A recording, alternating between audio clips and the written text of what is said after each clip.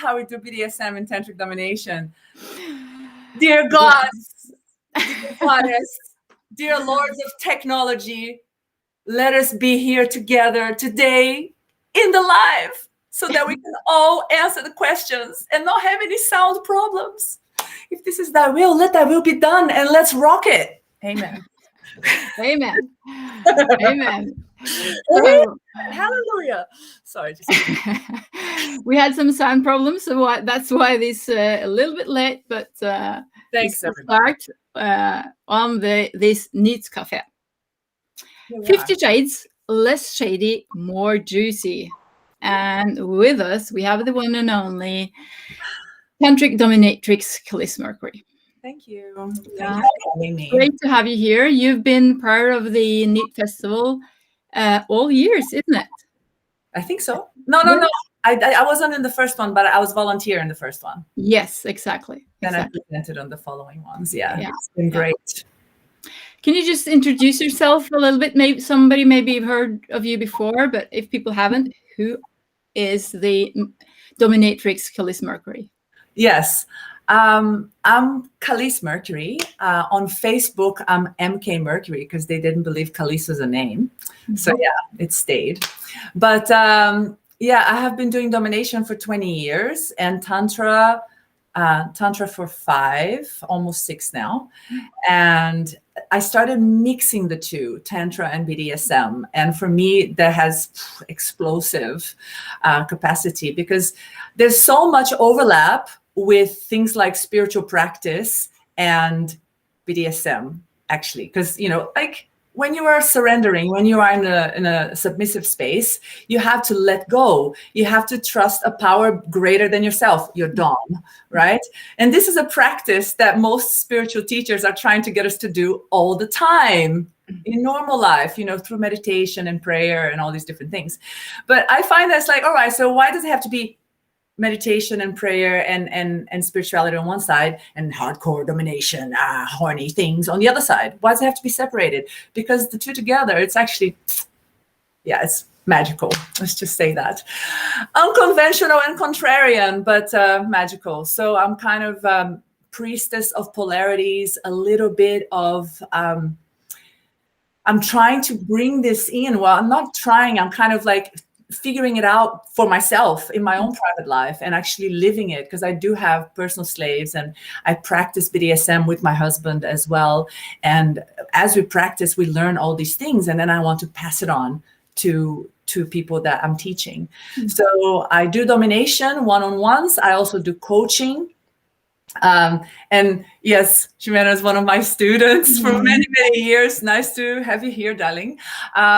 So to be able to play with kink, I think like this is what 50 Shades Less Shady is about, because people have this idea, domination is very scary, it's the underground, it's hardcore, so there's a lot of negative associations with domination, and it doesn't have to be. It can be very playful. It can be a lot of fun. Mm-hmm. And that's why I'm doing so much coaching and so much teaching, bringing this out to people so they can start practicing in their personal life. You don't have to like all of a sudden, get all the leather and the whips and the things and do all this. I'm kinky now. No, you can start with small things, find what is horny for you, find little things that you enjoy, and then like start integrating that into your personal life with your partner. So for you, like this domination work, this is more like self-development than really about just good sex? It's a bit of both, because good sex also develops you. Yeah. I find that like the deeper we get with sexuality, the more we have these aha moments. Because going in, I mean, when you think about an orgasm, when you go into an orgasm, it's almost like, did the earth move for you? It's like you and your partner is like, what is me? What is my partner? What is the universe? It's like, it's the one component or one time, like sometimes it can last 5 seconds or 10 seconds or 3 hours, if you're doing Tantra. That sense of the orgasm, it's a connection to the divine. And this is something that many people can associate with. They recognize, oh yeah, when I have an orgasm, it's like explosive. And so it's good sex, but it also has a feeling of, is there something more? So this is part of kink tuition. I mean, kink tuition is a little word game with intuition. So for those who haven't caught that. So kink tuition is like, what is the kink trying to teach us? Because sometimes what we're attracted to within kink normally has deeper layers of things that we enjoy and why. So, and it's not like, all right, you like this, therefore you do this, or you are this thing, or you had these type of traumas or whatever. It's not a formula. Everyone is different. So building that up is just, it's just amazing. It's such a beautiful journey to go in and to explore. So we can say it's kind of like, some can just think of kink and BDSM and stuff as like using whips or slapping one's back or whatever. But this is about going deeper, see what is underneath, to explore and just learn more about yourself, your partner, and your sex life, then, as I hear it. Yeah. Well, there's nothing wrong with just doing the spanking and having a bit of slap and tickle, having fun with it. What I have found with 20 years in the game is that after people, and this is not just me, this is my clients, this is my friends, people that I know from the fetish community, people that I have been doing consistently, they start going, oh my God, did you ever notice that? Blah, blah, blah. Or have you felt this? But it's from practice. And sometimes people do a little bit and they don't do enough to start going deeper. And it's like, this kink stuff, it's not for me. Because they only go on the little surface. So I'm trying to get people, like, help them. You don't have to go through 20 years of trying to different things and sometimes getting so much confusion. I was just like, right, I have found some things that work really well. Things like Zen Spanking, for example. Yeah. If you're using, this is for next time also, we're going to talk about that later. Yeah. So I'm just going to say, like, we have gotten some questions from the audience. And if people want to type a question here, you're very welcome to. And it's also very nice if you want to write a greeting and maybe where you're sitting as well, because that's cool. It's sad to not be able to see each other in real life, but still we can reach so many more people and so wider than we did with the physic passion cafes. So that's very nice also to hear where you are, because we see there's a crowd coming, more and more people to watch now. True. Yeah. True. That's good. But you have actually touched into some questions already, but we start with one, because when you say what you work with, I guess that brings up quite a lot of questions from people. Yeah. Yes. So one question is, what do you consider challenging, or maybe most challenging, in your profession? Most challenging. There's a few different things. I think that at least so far, currently, what I find most difficult is getting my point across beyond the traditional domination stuff, because there's so much the paradigm of, at least for femdom, let's not say domination in general, but there's this sense of like the dominant has to almost mistreat the sub. Like in terms of femdom, which is feminine domination, right? Female domination, is that it's like the matriarchy, so that the women are better than men are inferior. You have to serve the women, and men are worms and all this stuff. And there's real heavy humiliation component around it. So I get a little bit frustrated with that, because so much of all the advertising and everything and Twitter and OnlyFans and all that stuff is just so heavily based on that old paradigm. But that paradigm comes from the non-consensual domination that has been the case for much of our history, not just in terms of femdom, but men dominating women as well. So a lot of cultural programs is that domination is like a forced thing, is non-consensual.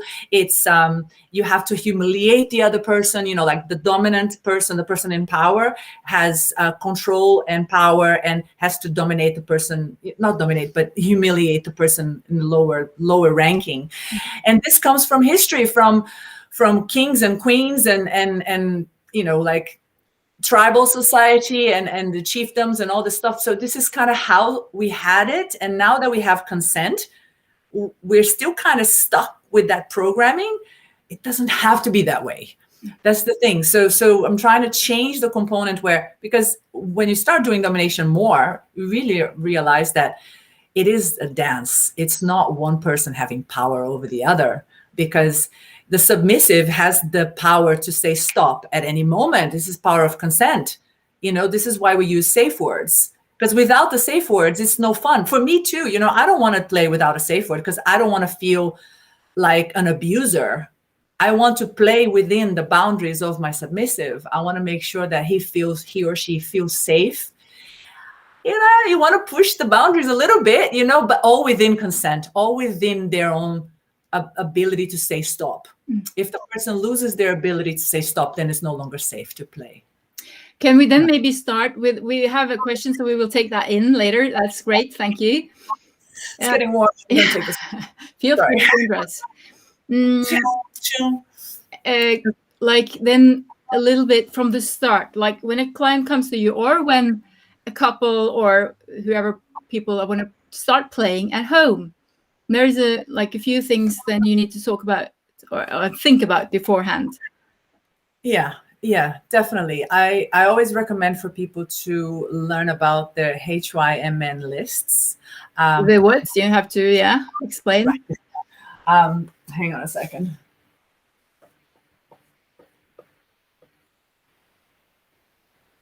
This is going to be probably, no, it's not. Oh, fantastic. Yeah, Hymna, okay. The Hymna lists, this is reverse. So from the H is the how. Mm-hmm. So how do you want to feel in a session? How do you want to feel when you're playing with kink? This has to do with emotions. For so many people, it's, they want to feel obedient or like a precious pet, or they want to be like a naughty schoolgirl, or, like, how do you want to feel when you're playing? Or as a dominant, do you want to be like the queen, or do you want to be the sergeant, evil mistress? So think about how you want to feel. This is the first bit is the how. Then you've got the why. It stands for yes. So these are the activities that when you think about them, it's like, hell yes, I really want to try this, right? Then you have the N. You can imagine what the N is. The N is no, we're not doing that. Definitely not. And the M is maybe. So anything that doesn't fit on the yes and the no, you put it on the maybe list. And A stands for aftercare.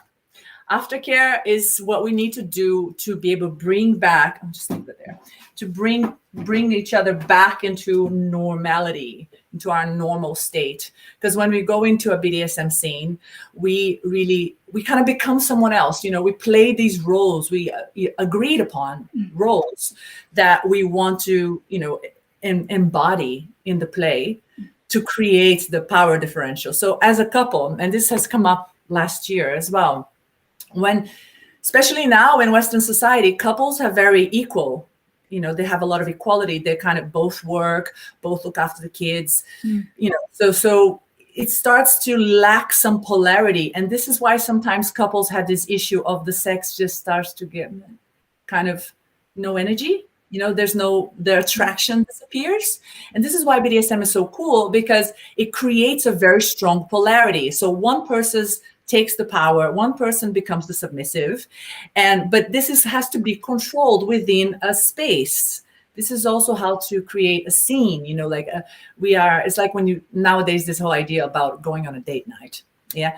It creates a space. You're going to go on the date night. You have an anticipation. You want to plan for it. You want to feel what you're going to do. And so it creates a space. It's not like, oh, come home. Oh, we have to have sex, or, So in a BDSM scene, you can plan, all right, who's going to be the dominant? Who's going to be the submissive? What do we want to play? What's the yes? What's the maybe? What's the no? So you have these lists. So it's like a little cheat sheet, that you have that prepared. And you can say, I would like to try this. And you can negotiate beforehand. I would love to try this. So it could also be creating a role play based on your favorite movies that you have with your partner. Or if you like Game of Thrones, or if you like superhero movies, you can play out a little bit that. So imagine like Wonder Woman and Batman are getting it on. Who's going to be the dominant? Who's going to be the submissive? You don't have to dress up, but you can embody that idea and create a little theater. And you can start with it. And then as you go, you don't have to be super in the role the whole time, but it's just to give you that first initial push to get into that power differential play. So this is why. So just finishing, this is why the aftercare is important, because then when you finish the session, whatever it be, if it's a 2 hours or 3 hour play, then this is finished. Now we can go back to our normal equality selves. Does that make sense? I know I went around about. That makes sense. Very much so. But you said that, the maybe most challenging thing is to get across your point about what BDSM really is, and that we have many perceptions, many, I guess, judgments as well. And you talked about femdom, which is then that the female is dominating the male. Yeah. And you plan to have actually a workshop on that on the festival last year. Yes. I hope that we have a festival this year with all COVID. Yeah. I would love to teach this more to women, because there's this attraction. I mean, if you think about it, 50 Shades of Grey came out and it was so popular. So many women were attracted to this whole idea of having a dominant male. And that's kind of, feminists are, turning over like, what are you thinking? This is horrible. But there's a sense of you need it because you miss the polarity. We're missing the polarity and we don't know any better. So we just go back to how it was before, right? That idea of the man is the dominant, the female submissive, all this stuff. And it's quite a traditional, cultural, historical, power differential. But women can also gain a lot from being on the dominant role, and men, the difference here is really interesting, because studies have shown, what I found in my research for master's degree a few years ago, is that men are pretty much evenly distributed with, kinky men, people who are interested in kink. 30% or 1/3 want to be dominant, 1/3 want to be submissive, and 1/3 like both. That's men. Whereas women, or kinksters, kinky women, 60 to 70% want to be submissive. Oh, wow. And the leftover, between 40 and 30%, 10 or 20 want to can switch between both. And then only about 10 to 15% are 100% dominant the whole time. What is that coming from? I believe, I haven't done a study on that. That's my next research. I believe that has to do with cultural norms and the expectations that we have of women, and also that women don't have the role modeling for how to be dominant in a loving way. Because, a lot of concepts for femininity has this feeling of being loving, of being caring, of being kind, of being sensual. And then if you're dominant, most ideas of domination are very masculine. Yeah. So I feel that many women, they don't want to be dominant because they think they have to be masculine to be dominant, and they don't want to lose their femininity, or that they have to be evil and harsh with their partner in order to be dominant. You don't have to. So I'd love to give this is why I'm wearing this super girly, burlesque sort of top, to kind of bring this thing. You can do domination in any flavor that you like as a woman or as a man, really. There's the traditional fetish ideas of the latex pants and the boots and the leather and all that stuff, which is fun. And, it's enjoyable to get your groove on when you're starting, but you don't have to use that all the time. And I use this idea all the time. Like, I love to be dressed very feminine, burlesque, with the feathers on the hair and all this. And I still beat the crap out of my slaves. I still like dominate the crap out of them with a smile on my face and sweet girly ruffles. You don't have, so it's in a loving way. This is what I was talking about with the Zen Spanking. When you use breathing and you're breathing together, it's almost like you become one creature, and you are just, giving yourself a massage, but your partner becomes a part of you. And it's really amazing. And I think here the question fits very well in. So why do often dominas dress up so much? If we are on top, we should not have to try so hard to be attracted to the sub. They should groom and dress up, right? So have you ever had a session where you like looked your worst in a way? Or really, dressed down, like being the stinky little bits? Yeah. Yeah, I think it depends on the person. I do I dominate my partner regularly without having makeup on. Sometimes in the morning, it's like just woke up, no makeup, didn't brush my teeth yet, just like, right, I want you to lick my feet right now or something, So it's kind of, if it gets sexy, like on a Sunday morning, you don't have to go anywhere. We kind of get a little bit naughty in bed, and it can go in that way. So yes, still in my pajamas, and you can still dominate from that space. But I think that it has to do with how you empower yourself, how you like to empower yourself. And for many women, they enjoy the fashion. They enjoy the way that they look.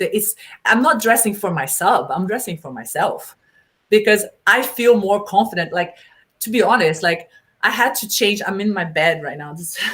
So I had to change. I was going to go to my dungeon office space, but I have a bit of a sore throat. So I didn't want to get out of the house or get on the tube or anything like this. I didn't want to get on the train.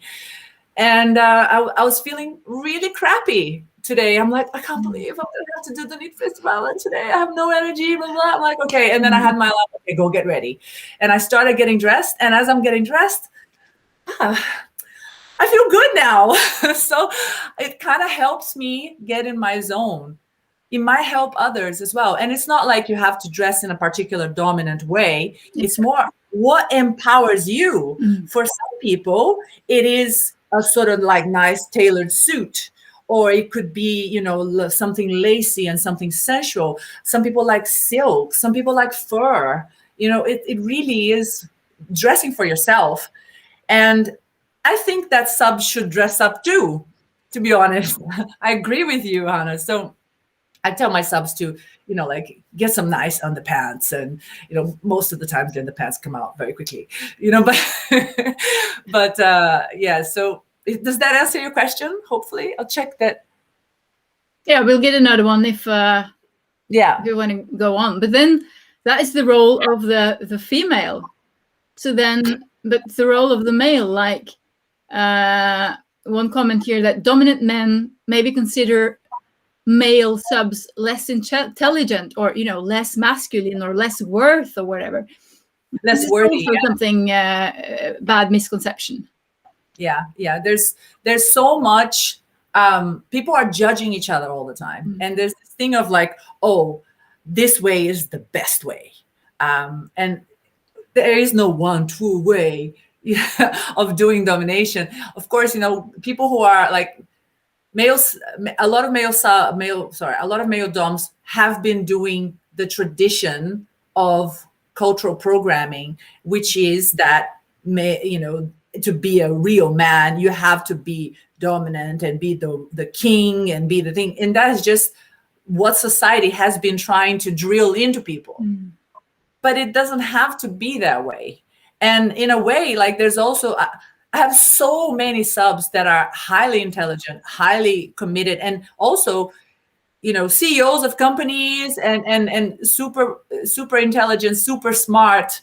I have a few geeky tech pets, constantly saving me when my website is fucking up and all the things like this. And like, I know nothing about the tech stuff, and they just save my ass all the time with all the codes and all this stuff. And they are super smart. But there's something about, I think, the exchange of power, the idea of power is something that's so ingrained in society. And I'm always inviting people to break that down for yourself. What does power mean to you? And what is just power within a relationship? Who's in charge of this? Who's in charge of that? Why do we have these choices? And do we choose them, or are they chosen to us by society or by culture or by family, whatever? So we can make these choices ourselves. It gets a bit more complicated because then you have to make a decision on it and think about it and feel, and it might change day by day. Some days I feel super domestic and I want to, be a little bit girly and do all the cleaning and everything. I switch as well. I'm kind of on the more dominant side of switch. I don't do a lot of submissive stuff, but when I do it, I want to really do it, and I want to wear the collar and I want to be nicely, because submissive girls dress up as well. So it's this question of I think is more masculine, feminine energy rather than dom sub thing. Yeah, but it changes, it varies. Can you think of it as like to be dominant towards your partner if you're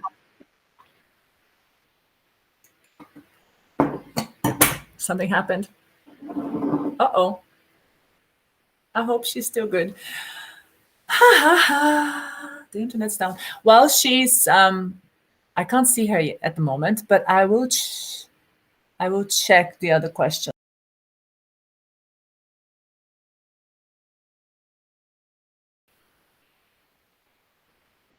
I am live again. See, technical difficulties. We need a sub to help me. I'm okay. Shady needs a sub to help her. Yes. Yes, Ximena says that her boots give a lot of vibe when I wear them. Yes, that's true. I'm online by myself now. Oh, she's back. Maybe.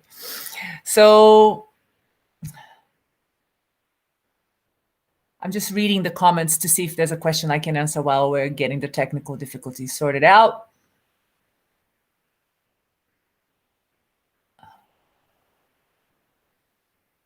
Yeah, this idea of power. Oh, you're back.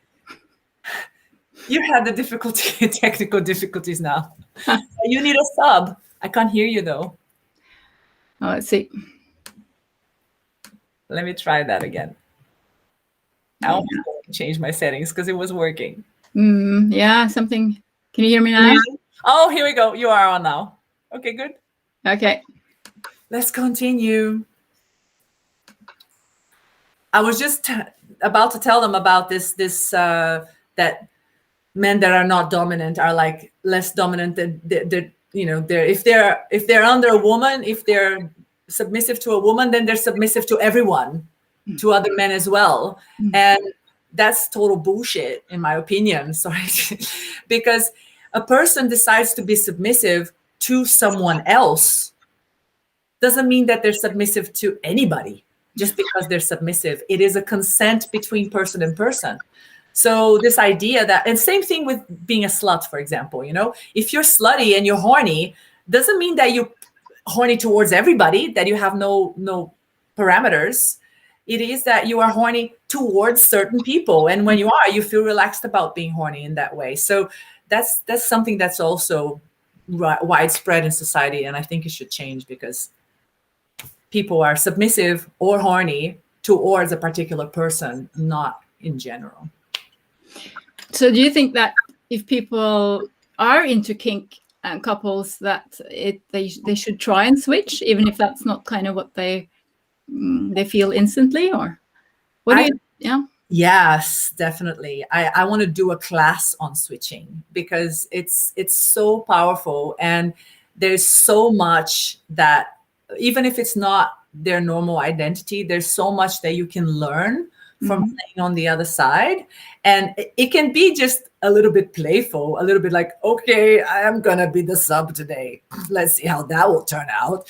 I've had I actually did a a course in Australia last year, beginning of last year, where we had a big group, and one of the exercises, people had to walk around and pair up and figure out who was going to be the dom, who was going to be the sub. They were not going to go have sex with each other, but just for like a minute or two, they had to kind of show with their body how dominant they were and how submissive they were. And sometimes there was two men with each other, and they were like doing this sort of like army things, and one being more, more powerful than the other, but it was still, I am strong or whatever. But they could still be playful with each other. And then there was one time when I have a friend who's like super dominant all the time. He's like a super male top guy, teaches kink and all this.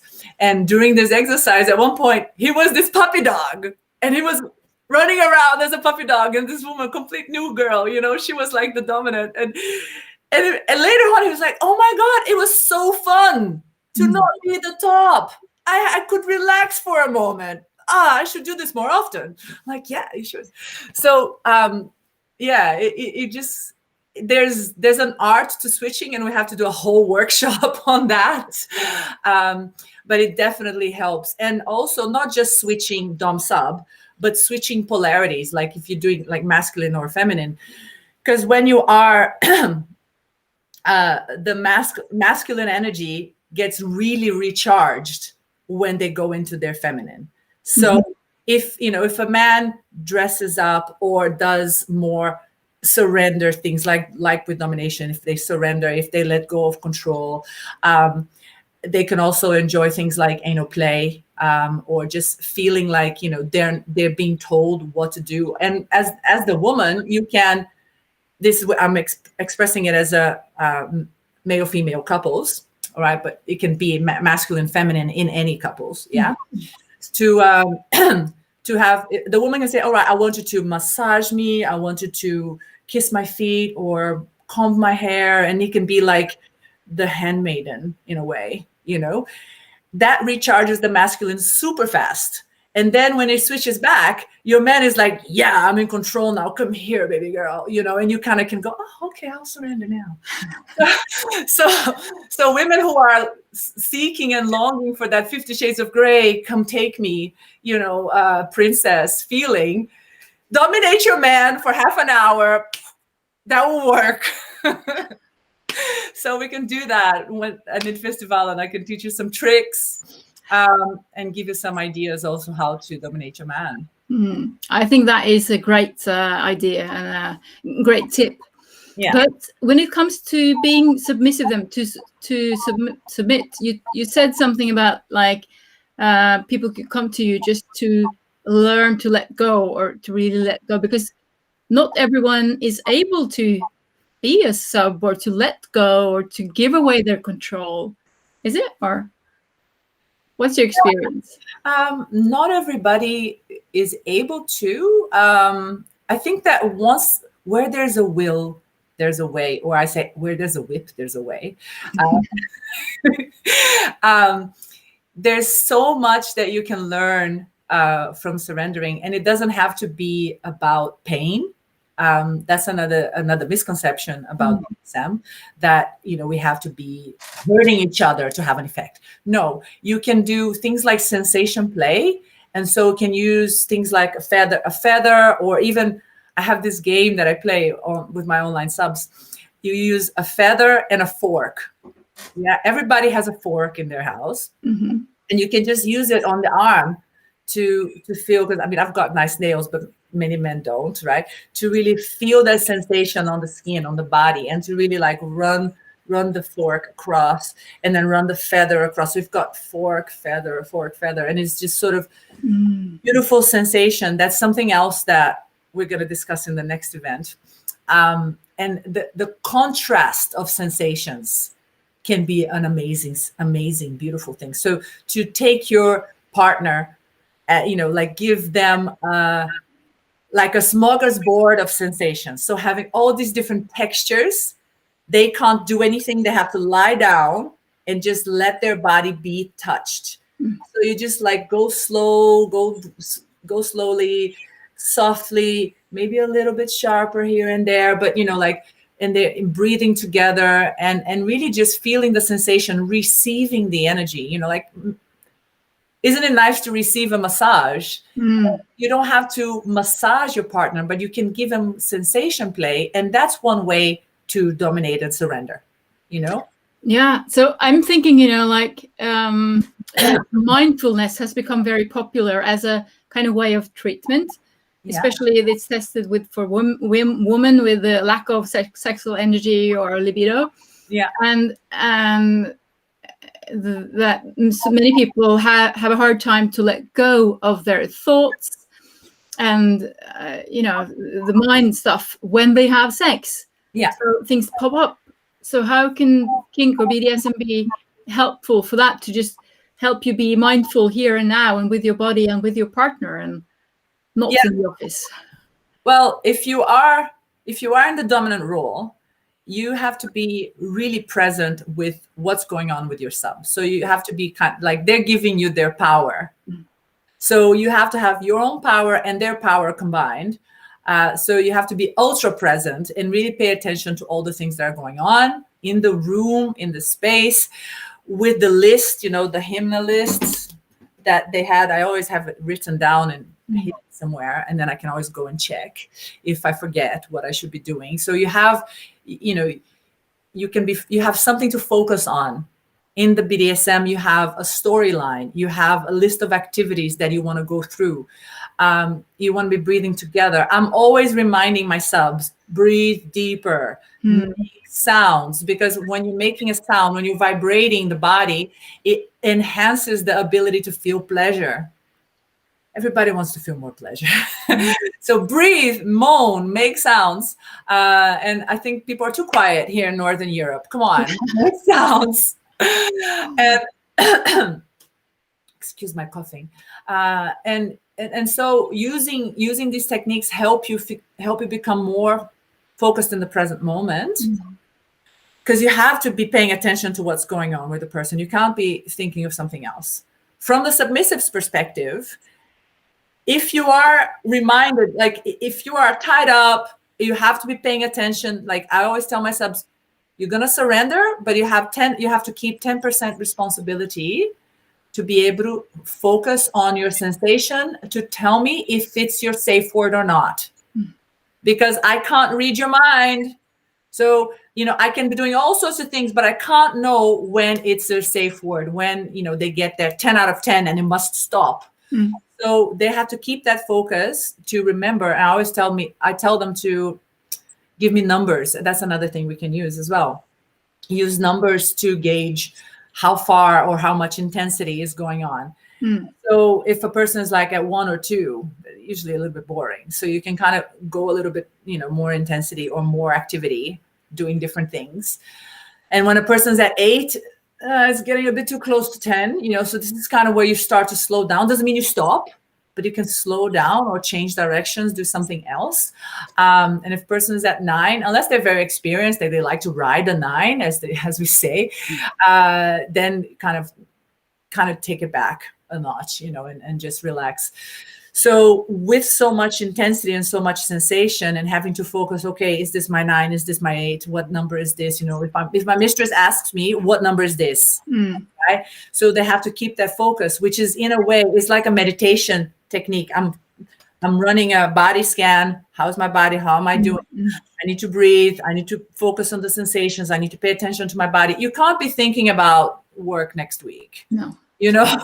So and sometimes I notice slaves are spacing out a little bit. I'm like, hey, be here with me. I don't want you away fantasizing about something else. I want you here with me. Come back. So this is also a technique with paying attention to where your sub is, if they are breathing, if they are making sound, how is, really feedbacking all the time. Is how I like to dominate. I'm not this sort of quiet dom, just doing things. So I'm very much chatting and discussing things through the session to have more focus and presence with each other. To have contact.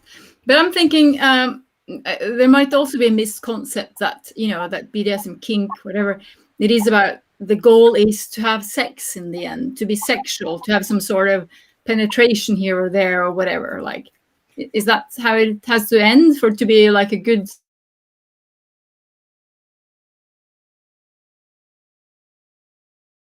I've been a dominatrix for 20 years. I think I had sex with 5 clients my whole career because they were really hot. So back in the day when I wasn't married, but it's very rare. And many doms, you can find this out like in the domination scene, many doms don't have sex with their clients either, because it is not about that. In the male dom, female sub is a little bit different, because part of the masculine thing is that I am going to take you and penetrate you, so that is a little bit more common in that scenarios. But you can keep it apart. And I always say as well, kink is play. It's not foreplay. It's just play. Yeah. So you can enjoy just the sensations and being in that space. And you can always like finish the scene and then go and have sex if you want. But you don't have to. You can leave the sex to another time, just to experience and explore what these sensations activities can teach you, and how you find out about your body. I sometimes, if I'm playing with my husband and we're doing some domination play and stuff, I can sometimes have body orgasms from things like foot worship, for example, that are stronger than if we're having sex. So why do I need to have sex? It's just like, but this is something to train. But that might also help to take the pressure off the situation also, that you have to end up like this, that way. Yeah. There's not a particular ending. I mean, people have different expectations and, depending on their hymnalists, what they want to achieve in the session, what they want to create in the session. But there's been so many times where I had all this plan, all these lists, and then something was too much or too intense. And then we had to stop the session, change completely, cut it short, do a lot of nurturing instead, go straight to aftercare, so it can be like, sometimes we have all these plans and then things don't work out. Actually, I had a session with a sub who's really into electroplay, right? And so we had everything planned. We had like 3 boxes of electricity things, and it was like, right, I'm going to connect everything and then I'll turn it on, So it took me probably 20 minutes to set everything up. And then something happened. I think the chair had a little creak or like cracked a little bit. And all of a sudden he was really scared, and it was too many things and it was too much. And it's like, okay, stop, turn everything off, take everything off, sit down, lie down, breathe. Let's get you out of the panic. Relax. Gave him a cuddle. All right, here's some chocolate, It's just totally fine. All right, we'll do it another day. So be prepared. If things don't turn out perfectly, it's okay as well. That it also, when things fuck up, I notice it brings you closer as a couple, because challenges, I mean, this is also research shows, challenges create bonding. So if you're going through a painful or a challenging situation together, it gets you closer together. This is why a lot of couples that have lived through world wars and things like this, they are so in love and connected and so deep with each other, because they lived through shit together. They lived through a lot of issues, and sometimes couples who had tragedies in their life together, it kind of gets them closer together. You don't have to create a tragedy. Just do some BDSM that has some challenging pieces in it. That creates bonding. This is why I like to invite people to test with a little bit of pain, because when you work through pain together, I mean, the person who's receiving the pain, they feel the pain. The person who's giving the pain, they observe the pain, and the mirror neurons turn on. So it's creating this compassion piece, because the person doing it is also watching and receiving it. So it creates a feedback loop. And so it's like you're going through an ordeal together. And at the end of it, like, wow, that was intense. You managed to take all that whipping, electro, whatever you're into. But if you push that challenge, push that boundary to the edge, you will create stronger bonding with each other. And this is also why, another reason why I recommend BDSM for enhancing polarities in couples, you know, when things are a bit still. This is so exciting, and it's such a big field. But what I'm thinking is like you really, you have a passion for teaching people about this, because there are, I mean, yes, you can go and read a book or see 50 Shades or whatever, and you can kind of play. But if you want to go a bit deeper, if you want to learn more what it's about, then it is actually good to learn from someone professional. Yeah, there's many ways to learn. I find that experiential learning is the best way to learn, because I mean, you can, like you were saying, you can read a book forever, but then you actually, if you read a book about going ice skating, and then you go ice skating, it's like, oh my God, that's what happened to me, right? Coming to Norway. It's like, oh, it's so beautiful. Oh my God, it's so cold. So feeling it in the body and the slipperiness and all this, you know, and like really learning how to, you know, be balanced and all these things. I could learn that from a book. You know, I could kind of have an imagination about it. But really living through it is another story. And especially these things that are so intimate, you know, when you're going through things, and if you have an experience that is an ordeal, that is a challenging experience, the submissive, sometimes you get that sort of, that I'm about to cry sort of feeling, you know, and as the dominant, he's like, come here. You're okay. It's fine. It's fine. You're doing great. That was wonderful. That creates such strong bonding. You can't read about that. You have to feel it. I've had a few couples that are my clients. After they've done a few sessions, you know, they go, you know, say, all right, teach you stuff, now go play. And then a few months later, they message me, oh my God, I can't believe this, you know, and they're so excited. It's like, this is like better than going on a hallucinogenic trip, you know, because you get like this high. The polarity play is just amazing. And sometimes it's all it takes is me going, you can do it like this, and even just guiding a person's hand. Yeah. Oh, it's okay. And especially for women, there's this feeling of, I don't want to hurt my partner. It's like, okay, that's fine. Who likes horseback riding? Which women like to horseback ride? You have a whip. You hit the horse a little bit like this. The horse is not going to feel anything, right? You have to really hit it. And in a way, some men are a bit like that as well. You know, they need some stronger sensation. They don't have such soft skin as women have. They need a little bit more, yeah. And they realize, I can really hit him and he's enjoying it.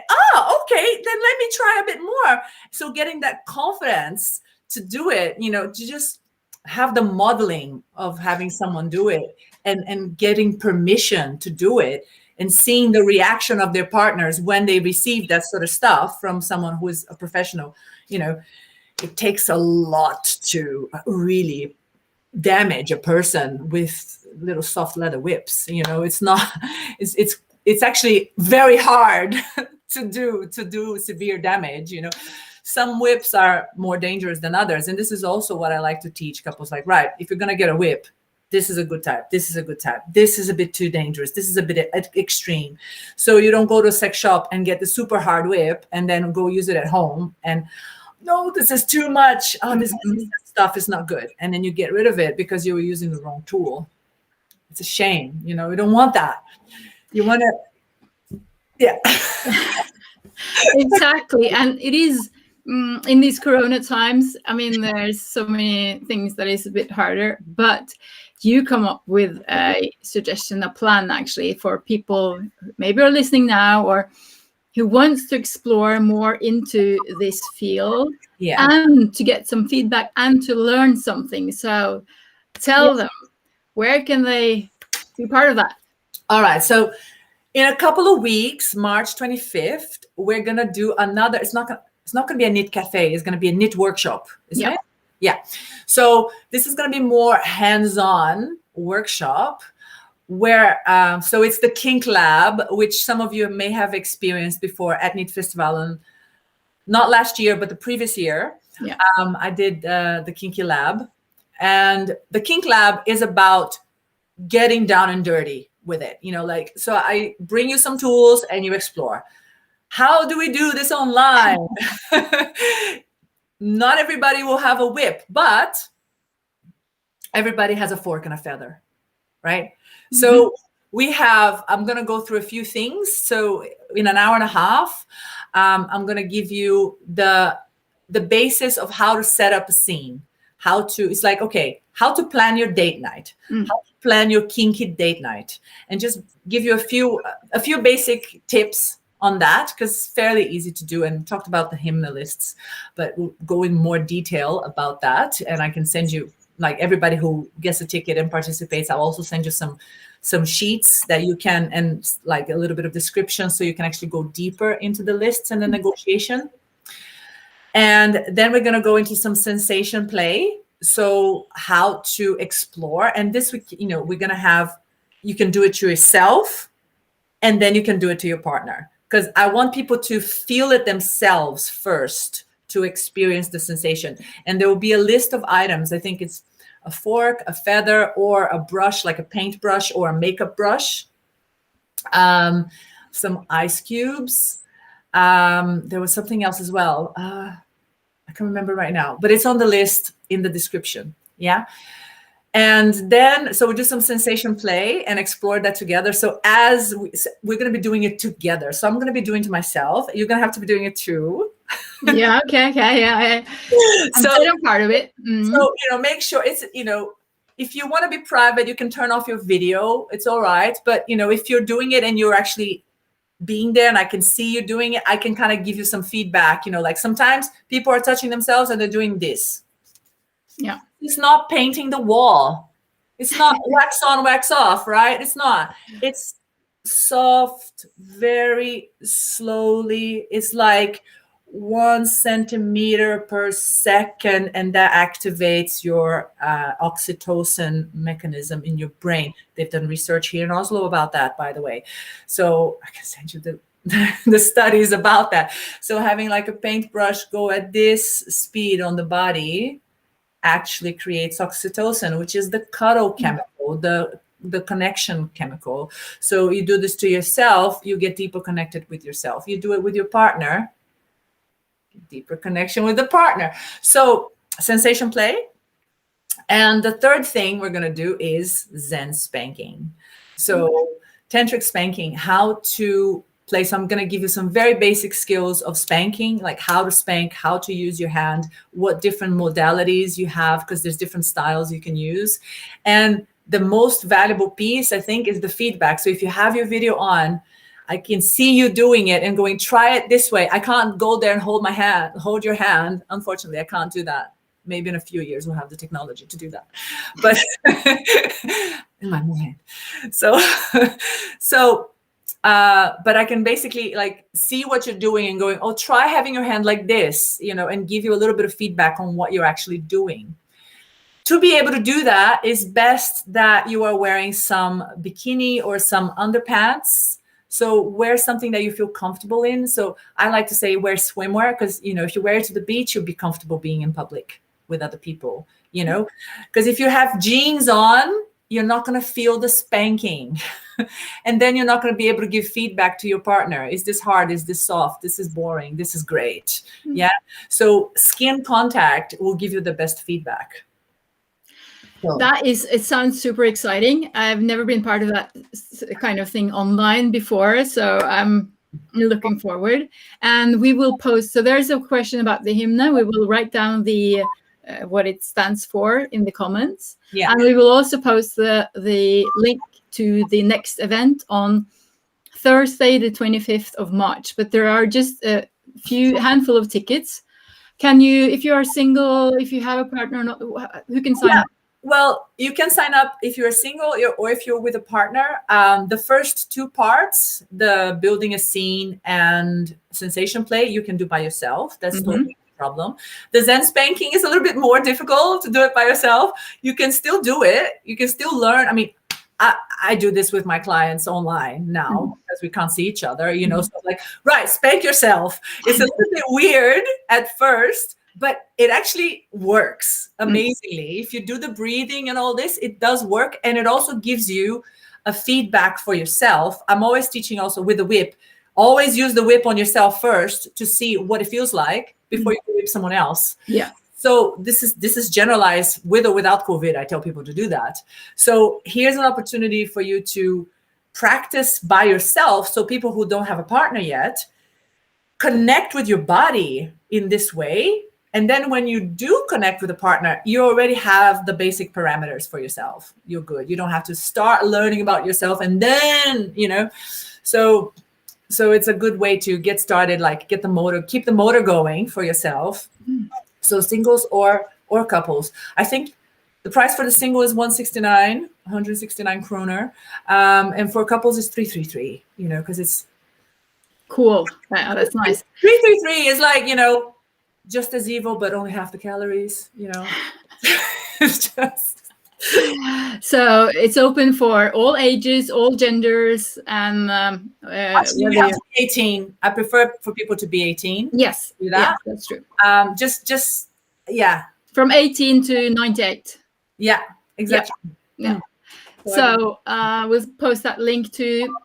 And I want to mention before we finish off here, the day before on the 24th, we're going to have another Nytcafé with a totally different topic: how to remain, have a healthy and good sex life and a relationship with your partner when you have small kids.